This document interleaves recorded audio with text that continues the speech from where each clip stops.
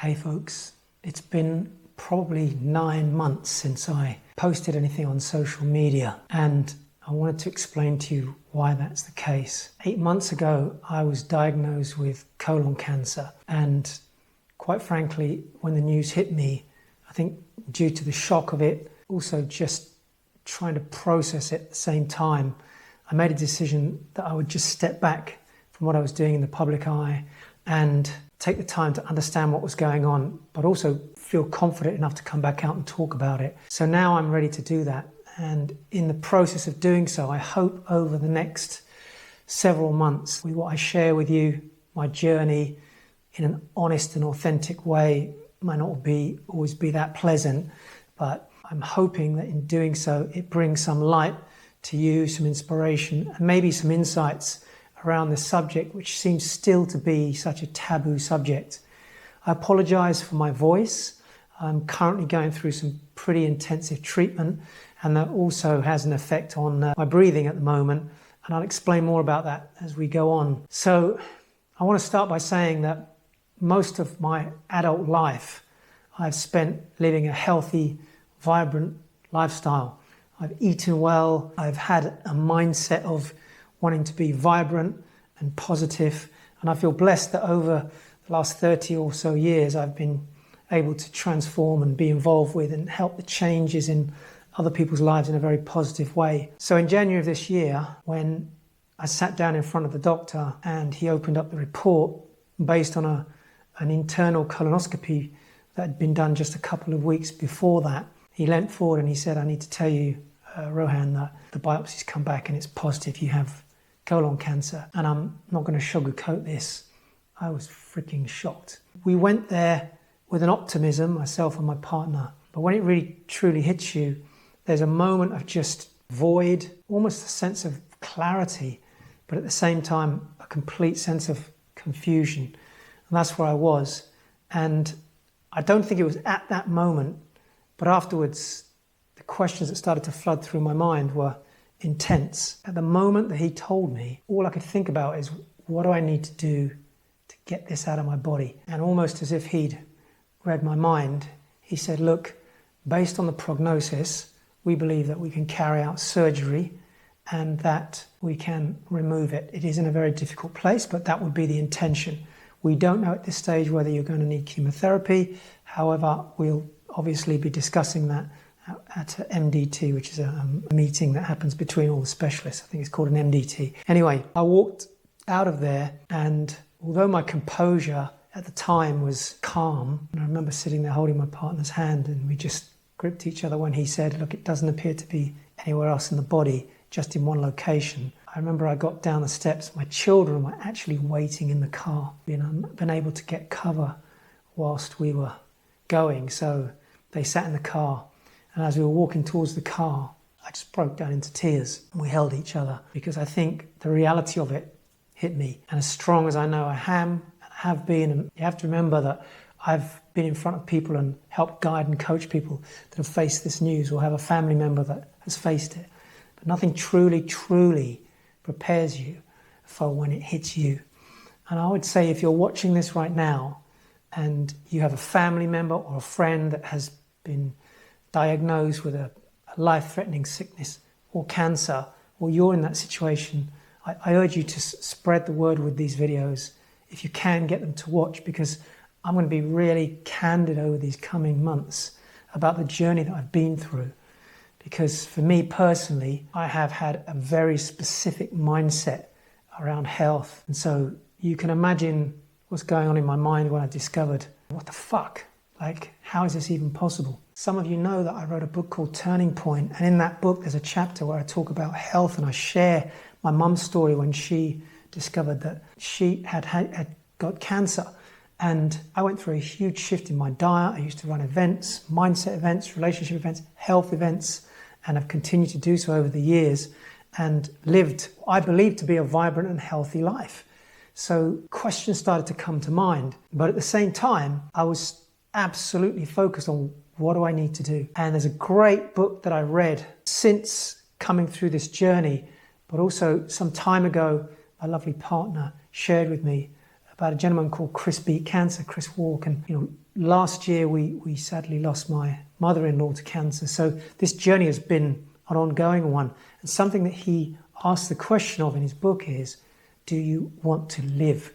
And I absolutely, desperately and avidly and passionately wanted to live. And that was inside the core of me. And so I focused, I exercised, and this is in January. I exercised, I ate well, I listened to meditations, I started the process of writing down things that I believe may have been the trigger. And this became an obsession for me, an absolute, this is in my body and I'm going to remove it. And something that I've learned along this journey of personal development and growth, and when we harbour these things, is I can't refer to this as my cancer. Because the minute I say that, I feel like I'm owning it. And I've heard several people say this. So for me, I refer to it as the cancer that came into my body. And I've been very privileged to work with a lady who's been through this journey, and she talks a lot about it. This cancer has come to teach you a lesson. And you have to ask the question, why has it come to teach you a lesson? So I want to share with you, from my own perspective, what I think was the trigger to me receiving this message and the cancer coming into my body. And in doing so, I pray, if you're listening to this, that you open your ears, open your heart, and just ask yourself some powerful questions. So trying to simplify this, a lot of people, and for years I believed this as well, the primary cause of cancer is poor diet, bad lifestyle. However, the reality is that there are multiple things that can trigger this, and everybody's experience of cancer and everybody's cancer is different. And I'm just here to share my own personal journey with you. What I would say is, and this is me, Dr. O, simplifying it. Diet is without doubt one of the key factors. So is lifestyle stress. So how you manage the stress in your life. So is sleep, your sleep management as well. Another factor is environment. So are you around electronic gadgetry? Are you in an environment where maybe there's toxicity? That's another huge one. And another major one is your mindset and your communication, and the way you self-communicate and the way you externally communicate to the world about every experience that you have in your life.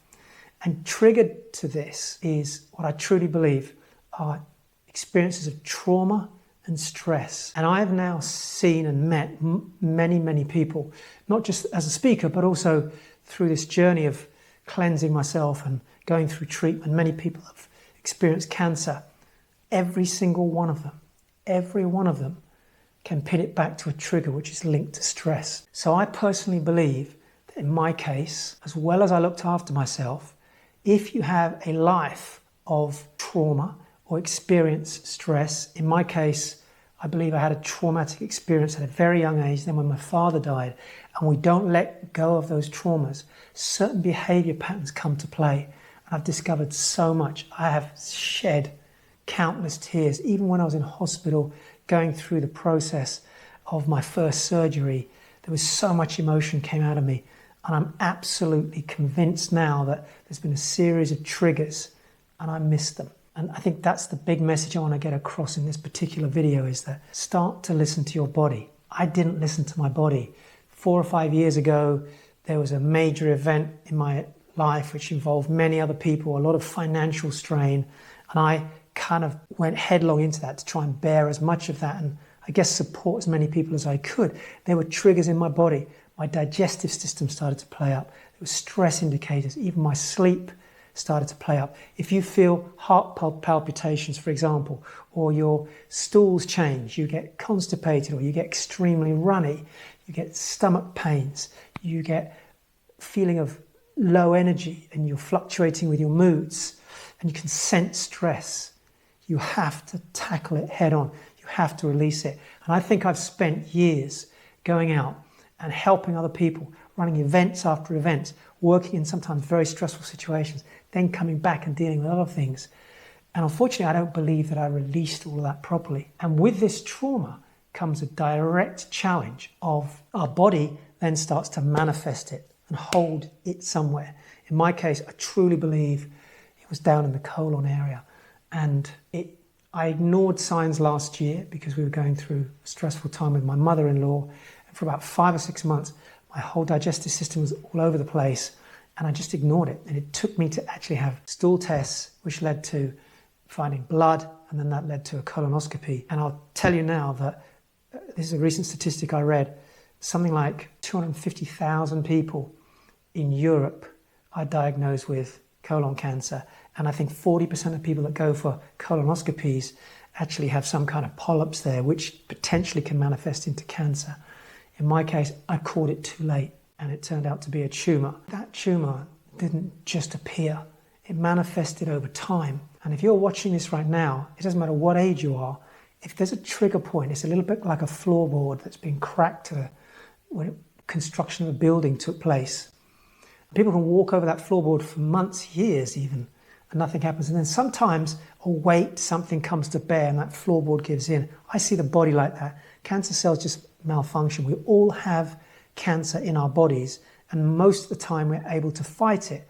But I had two factors that I think came to bear. One was stress trigger points and trauma, which I tended to ignore and gloss over and just keep ploughing on. And the second one was in my gut biome, we found there was 3 quite aggressive bacteria there. And if your body is in a healthy dynamic state and you're not stressed and you don't have issues with your gut, where I picked them up, I don't know. It could have been from traveling overseas. We're not actually sure. But it's like firefighting. If they're too aggressive and the body has to fight those, it doesn't have the strength to go and deal potentially where there may be cancer starting to develop. So when that happens, the firefighters can't manage everything. Something has to give. And in my case, the cancer couldn't get beaten. So it took over. The tumour was there, and in March of this year, I went for an operation. Unfortunately, post the operation, within 3 or 4 days, I developed sepsis, and that took me down a whole different path. It was life-threatening.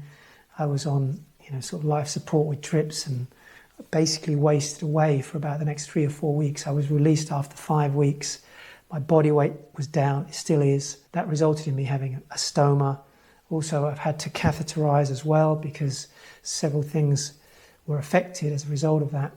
And so the journey has just been a journey of ups and downs and emotional coming to terms with it. We then found out about 2 months ago that even with all of the good stuff that I've been doing, cleansing, juicing, taking intravitamin C, various other things, it had migrated to my liver.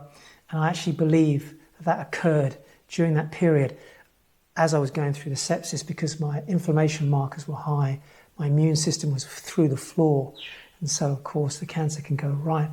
And luckily when I got out, I was able to try and combat that with everything I've been doing up until now. So the journey is still ongoing, and I'll share more of that with you over the coming weeks and months. But more than anything from this message today, I'm going to urge you just to pause, take a moment to look at your current situation and ask yourself where the stress points are. Look back at any patterns. Have you noticed your sleep patterns changing? Have you noticed your diet patterns changing? Have you noticed your stool, stomach, body, muscles, anything? Are you aware that there's stress in your life? Because if this continues, there is big trauma and small trauma. Small trauma is a little t. They can happen all the time on a daily basis. And if your body's immune system is low, the signs might not show up. And I personally feel that we are not screening enough for things like, bowel cancer in this country at a young enough age. I think it starts at 60. They're trying to bring it down to 50. I've heard some doctors suggest it should start at 40. So that's the first thing I'd like to share with you is pause and observe your body. If you need to go and do tests, do tests. The other big thing I want to share with you is your communication with yourself and with the people around you. I genuinely didn't express some of the frustration and anger that I was feeling over the last 4 or 5 years with certain people. And part of that is because I was almost taking on too much of a role of sovereignty and gathering and guiding and trying to carry weight for a lot of people. And at the same time, what I realized is that I just didn't stop, turn the mirror inwards, give myself a chance to breathe and just to refocus. And in that process of not communicating enough with certain people, I believe that allowed a pressure cooker effect to build up. As much as I am and have been a communicator for many, many years, like all of us, there are vulnerable areas and areas that we have blind spots because sometimes we're so focused on something. You might be obsessed on a project you're working on, your career, your job, and you think that's everything. Truth is, your health, your vibrancy, your time with your family, and being able to live and breathe healthily is more important than anything else. I'm blessed that I have 2 beautiful children and a beautiful partner, and I have every intention of living a long life. And this thing that's in my body right now as I'm recording it, in my mind, it's leaving my body, and that's what I'm doing with it.